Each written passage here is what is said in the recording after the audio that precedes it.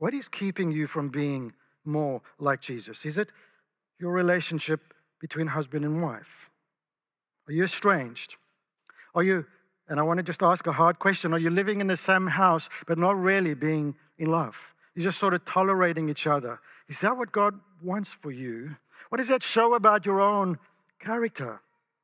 And you can only do so much, right? I know in every relationship, you can't force the other person to behave in some way, but you own 50% of it. You bring to the table your response. You bring to the table who you are and your own good attributes, but also your own brokenness.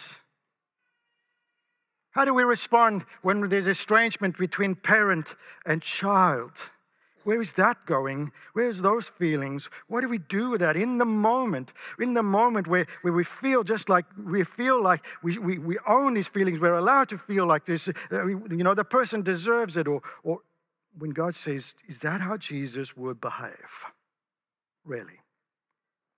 Really, Ray, is that how Jesus would behave? I said to Miriam, my wife, 2 days ago, I thank God for her. She has made me a better person. In marriage is, as Tim Keller says, is the primary way that God forms you to be like Jesus Christ, is in your marriage, because in your marriage, you let each other know the good and the not so good. Your partner points it out to you when you can talk about things and argue them away. Your partner will say, no, it's not really like that. This is how I see you. And you might get angry, or I might get angry.